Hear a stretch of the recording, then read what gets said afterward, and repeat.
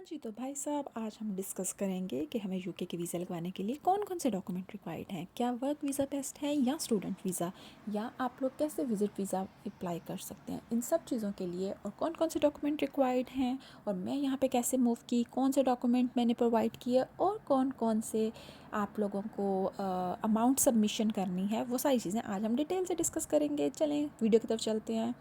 अच्छा, तो अस्सलाम वालेकुम, गुड मॉर्निंग, नमस्ते और सत श्री अकाल।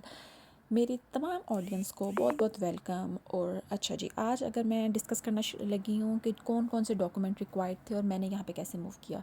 अच्छा, ये टोटली अप टू यू कि आप कौन से तरीके के साथ यहाँ पे आना चाहते हैं। पर यहाँ पे एक बहुत कॉमन मेथड जो यूज़ होता है वो स्टूडेंट वीज़ा का है। स्टूडेंट वीज़ा का ये होता है कि आपने अपनी डिग्री कंप्लीट करनी है, उसके बाद आप अपना PSW अप्लाई कर सकते हैं, जिसमें आप लोग अपनी जॉब सर्च करते हैं, स्पॉन्सर जॉब मतलब आप अपनी स्पॉन्सर जॉब सर्च करते हैं और उसके बाद आप अपना पूरा प्रोसेस स्टार्ट करते हो। ओके, आपका पहले जॉब का टाइम आएगा, उसके बाद आपको ILR मिलेगा and then go for nationality. फिर आ जाता है हमारा वर्क वीज़ा का रूट। वर्क वीज़ा जिसे Tier 2 वीज़ा कहते हैं।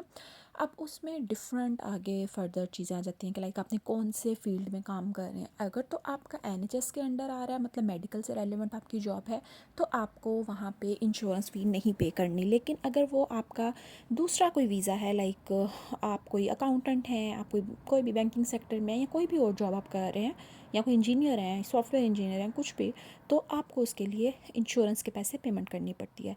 तो अब इसमें कौन कौन से डॉक्यूमेंट रिक्वायर्ड हैं वो मैं उसको आपको डिटेल में बताती हूँ। अच्छा, अब ये डिफरेंस एक आता है कि जो स्टूडेंट वीज़ा के लिए अप्लाई करते हैं उनको आइल्स जो है वो उनको स्टूडेंट वीज़ा के लिए दूसरा वो एकेडमिक आइल्स आपको देना पड़ता है। लेकिन जो बाकी स्किल्ड वर्कर या Tier 2 वीज़ा के लिए वो आपको जनरल आइल्स देना पड़ता है, जिसमें जो कि निस्बतन बहुत इजी है एज़ कम्पेयर टू दूसरे जो कह लें कि स्किल्ड वर्कर वीज़ा के लिए।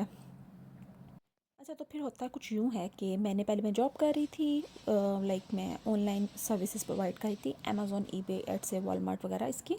उसके बाद कुछ यूँ हुआ कि मेरे क्लाइंट ने मुझे कहा कि आप यूके मूव कर जाएँ, क्योंकि वो अपना बिज़नेस का कुछ कोई स्विच करना चाह रहे थे, जो भी था। बहरहाल उन्होंने मुझे ऑफ़र की वीज़ा की। बहरहाल मैं पहले ऑलरेडी जो थी आइल्स की जो थी एज अ स्टूडेंट वीज़ा मैं अप्लाई करना चाह रही थी, तो मैं उसके लिए प्रिपेयर कर रही थी।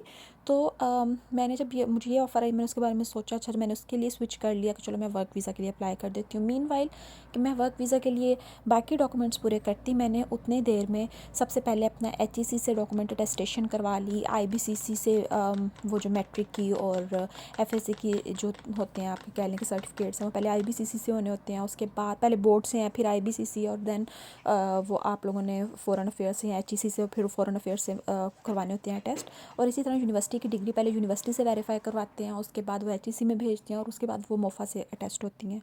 इसी तरह बाकी कुछ डॉक्यूमेंट्स चाहिए होती हैं। डॉक्यूमेंट्स की डिटेल्ड लिस्ट जो है वो मैं आपको प्रोवाइड कर दूँगी, कौन कौन से डॉक्यूमेंट्स चाहिए। अच्छा, ये सारे मैंने अटेस्टेशन के लिए दे दिए। उतनी देर में कंपनी रजिस्ट्रेशन के लिए अप्लाई कर दिया गया कंपनी की तरफ से। अच्छा, at the start company registration reject हो गई। 2 वीक्स के बाद हमें पता लगा जी कंपनी रजिस्ट्रेशन रिजेक्ट हो गई है। उसकी रीज़न क्या थी? उन्होंने कहा कि क्या आप लोगों ने तो कहीं पे एडवर्टाइज़ नहीं किया, तो कोई स्पेसिफाई करें कि आप कैसे मतलब किसी बंदे को आप ऑफ़र कर रहे हैं। तो इसलिए उन्होंने फिर एक लॉयर के थ्रू, यानी जिसे यहाँ पे सोलिसिटर कहा जाता है, सोलिसिटर के थ्रू अप्लाई किया। और फिर सोलिसिटर ने सारे डॉक्यूमेंट्स प्रोवाइड किए, जिसमें उसने मेंशन किया कि ये XYZ जो भी एम्प्लॉई है, ये एक कंपनी के लिए पिछले इतने साल से काम कर रहा है। फर्स्ट टाइम बात ऐसे हुई, जो भी था सारे स्क्रीनशॉट्स उसने लगाए और उसने कंपनी का पूरा स्ट्रक्चर जो था, जिसके अंदर उसमें बताया गया कि कंपनी में कितने लोग हैं, कौन उधर का डायरेक्टर है, कौन वहाँ पे जो है मैनेजिंग रोल पे है, कौन ऑपरेशनल डायरेक्टर है, कौन वहाँ पे एम्प्लॉई है, वो सारी चीज़ें मेंशन करके वो लिस्ट आगे फॉरवर्ड की गई।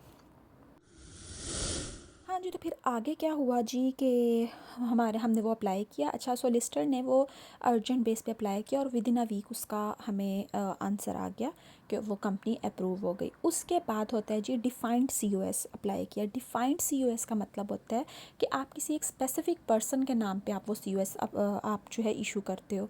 आप स्पेसिफिक पर्सन लाइक मतलब मेरे लिए उन्होंने इशू किया उसको। उसके बाद मुझे वो लेटर मिला और उसके बाद हमने within a week apply करना था, क्योंकि 1 अप्रैल को रूल्स चेंज हो रहे थे।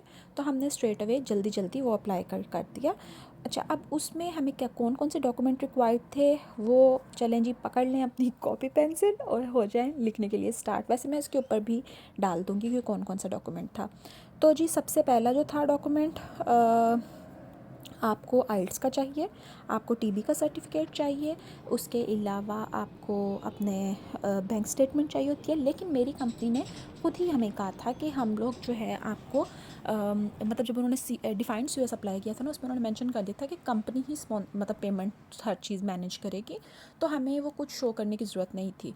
अच्छा, उसके अलावा हमारे पास जो थे बेसिक मेरे जो डॉक्यूमेंट अटेस्टेड थे वो लगने थे, पुलिस क्लियरेंस सर्टिफिकेट लगना था, और क्योंकि मैं मैरिड थी तो मेरा निकाहनामा भी अटेस्टेड फॉर्म में वो भी यहाँ पे मोफा से अटेस्टेड जो है निकाहनामा जो है वो भी लगना था। तो ये बेसिकली मेरे डॉक्यूमेंट्स थे। अच्छा, अब मैं अप्लाई करने लगी तो फिर मुझे किसी ने कहा कि यहाँ पे बहुत सी रिजेक्शन रेशियो, क्योंकि आपको पता है कि आजकल काफ़ी ज़्यादा थी, तो इसलिए मैंने एक कंपनी के थ्रू अप्लाई किया जिन्होंने मुझे 85,000 चार्ज किया। वो लाहौर की एक कंपनी थी, मैंने उसके थ्रू अप्लाई किया था।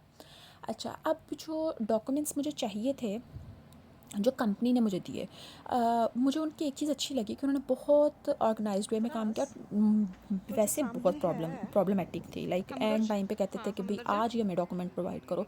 आपको पता है हाँ, कौन सी परसों गवर्नमेंट का दायरा इमरजेंसी फ़ौरन है। फ़ौरन हर चीज़ करता है, लेकिन बहरहाल ओवरऑल मेरा अच्छा एक्सपीरियंस रहा। अच्छा, उन्होंने मुझे कहा कि आपने और आपके हस्बैंड ने इकट्ठे अप्लाई करना है, लेकिन मेरे हस्बैंड का क्योंकि जो पीरियड था उसे क्या कहते हैं कि जिसमें जॉब को आप रिज़ाइन करते हो तो नोटिस पीरियड आपका चलता है 1 मंथ का, तो उनका वो चल रहा था, तो वो हम लोग इकट्ठे अप्लाई नहीं थे कर सकते, क्योंकि कंपनी जो थी अगर हमारा वीज़ा लग भी जाता तो हमें उनको पता नहीं कितनी अमाउंट देनी पड़नी थी। तो इसलिए हमने बेटर यही समझा कि पहले एक बंदे का वीज़ा हम अप्लाई करते हैं, उसका जब लग के आ जाएगा तो फिर हम दूसरे बंदे का अप्लाई करेंगे।